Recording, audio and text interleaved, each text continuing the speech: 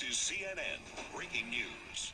Breaking news. Today in the Sudan, politicians are revising the Comprehensive Peace Agreement, which was put in place in 2005, but failed to produce any change or stop fighting within rebel groups JEM, SLA, SPLA. Now over to Jenny at the Information Center for further coverage of our breaking story. Thanks, Kelly. The first group is the JEM, which is the Justice and Equality Movement. But don't be fooled by the name, they're actually a rebel group. Their leader is Kahil Ibrahim, and they're involved in the conflict in Darfur. They have an Islamic ideology and were fighting the Sudanese government, but recently in February of last year, they signed a truce with them.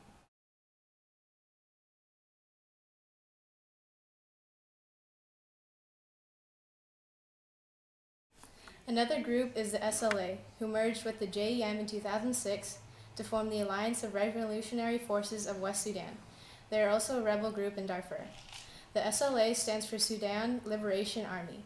Originally, this group was called the Darfur Liberation Front.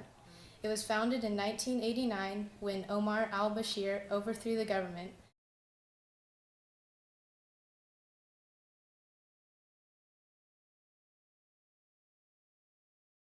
That's it from the Information Center. Now over to Kelly at the front desk. Thanks, Nikki. Now that we've heard about the rebel groups, let's interview some people involved with them. Khalil Ibrahim and Omar al-Bashir. Now we'll head over to the interview studio where Emily has these exclusive interviews.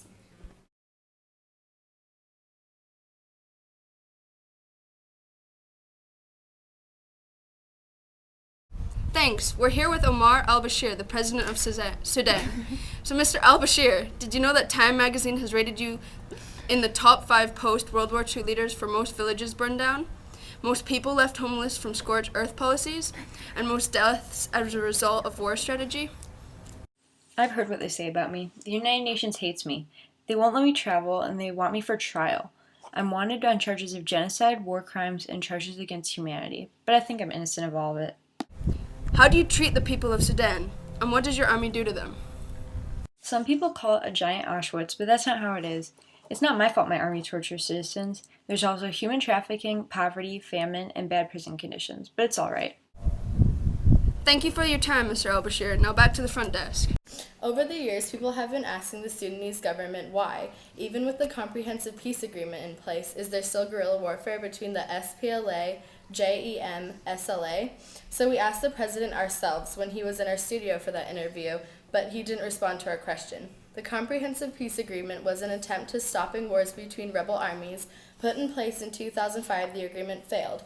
Since the Comprehensive Agreement, many ceasefire agreements, peace agreements, etc., have been attempted with very little showing any change.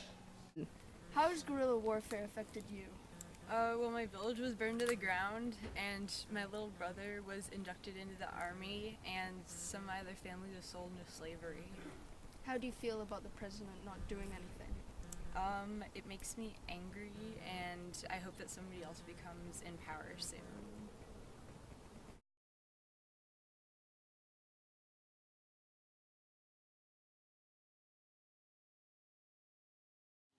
This is a map of Sudan, where the Comprehensive Peace Agreement is in place.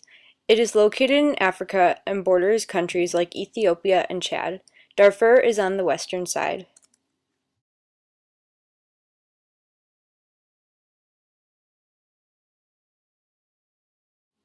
Here is a photo of a little kid who is in the SPLA rebel group.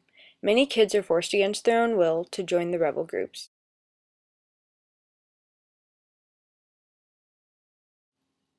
This is a picture after the signing of the Comprehensive Peace Agreement. 2 of the men in this photo are Ali Osman Mohammed Taha, who is the Vice President of Sudan, and John Garang, who is the Chairman of the Sudan People's Liberation Army.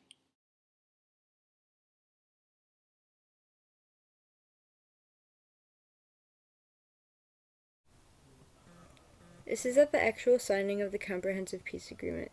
These are the leaders that signed the document. This is when the leaders are actually signing the Comprehensive Peace Agreement.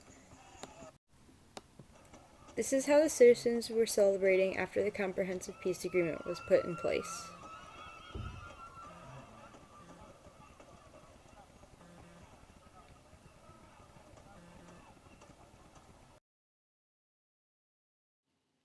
In this picture, there are children who have to suffer through the terrible conditions of Sudan. The scorched earth policies mentioned earlier are where the government burns down their own people's land so that enemies can't have it, but this leaves many of their people homeless. There's also a lack of food and water, and malaria is a common disease there.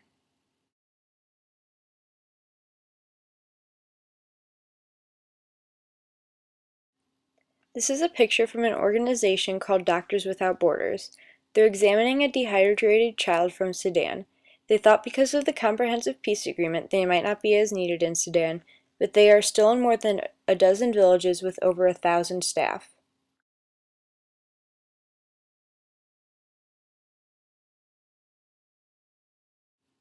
This is a village in Sudan where a fire has broken out because the rebel groups invaded it. Now they'll steal what they can.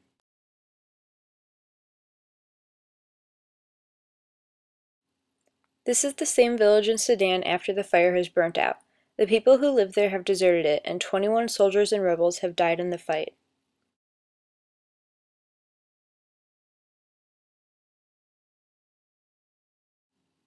Although there are people in the U.S. who want change, we have done little for the conflict in Sudan. We have refused to send troops there even though we were the first country to refer to the issue as a genocide.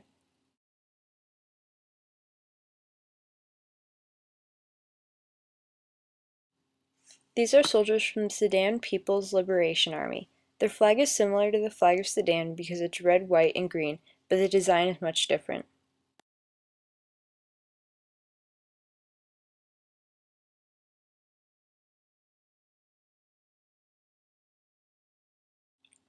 The man in this picture holding the skull is from Darfur, where violence and fighting are part of everyday life.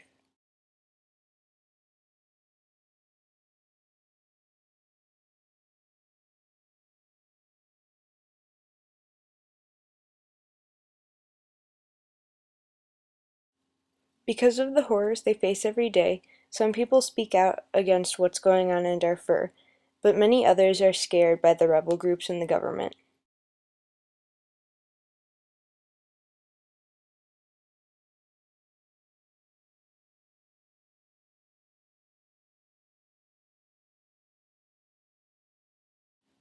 But since we've been working on our project, things have improved in Sudan.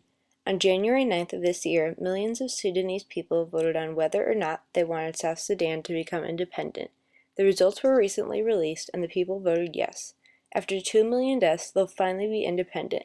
But there's still issues to work out first, like the sharing of resources and citizenship issues, but this move will help promote peace throughout Sudan.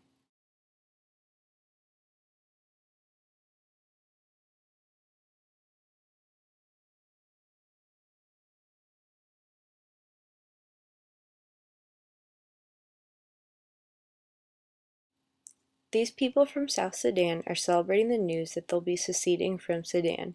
Soon they'll be voting on their new leader, but for now they're excited for more peace to come to their country.